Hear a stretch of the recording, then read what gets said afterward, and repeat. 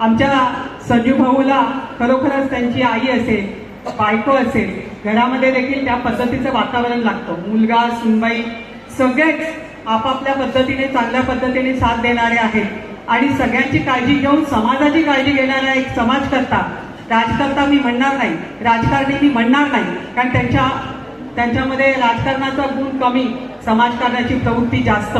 म्हणून या ठिकाणी बांधकेले साहेबांना पण सांगू इच्छिते का आमचा माणूस एकदम देव माणूस आहे. या देव माणसाला येणाऱ्या काळामध्ये तुम्ही सर्वजण निश्चितपणाने संधी द्याल, कारण त्याच त्यांच्यासाठी शुभेच्छा असतील राजकीयदृष्ट्या आणि तुम्ही सगळे पाठीशी असलात, बरोबर ना विजयराव?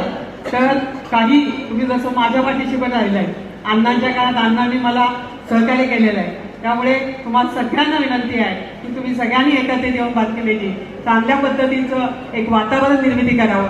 कोणी कचरा खाल्ला, कोणी काय खाल्लं, ज्याचं तो भोगे, परंतु आपल्याला चांगला मंचर पाहायचं आहे, चांगलं आणि सुंदर मंचर पाहायचं असेल तर चांगली माणसं या ठिकाणी आपण निवडून आणली पाहिजेत आणि आपण ते करणार आहात हा विश्वास देखील मला आहे.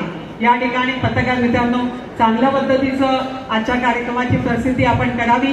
या ठिकाणी असलेले ज्यांना बोलण्याची संधी मिळणार नाहीये, त्यामुळे सगळ्या या महाराष्ट्र राज्याचे मुख्यमंत्री देवाभाऊ फडणवीस यांच्या असणाऱ्या लाडक्या बहिणींना देखील काही कमी पडणार नाही हे देखील सांगायला आशाताई मागे राहणार नाही.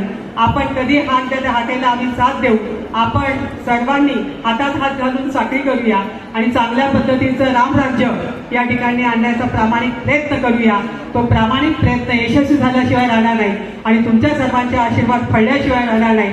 आजच्या आमच्या संजू भैयाला लाख लाख शुभेच्छा आमच्या भारतीय जनता पार्टीच्या वतीने.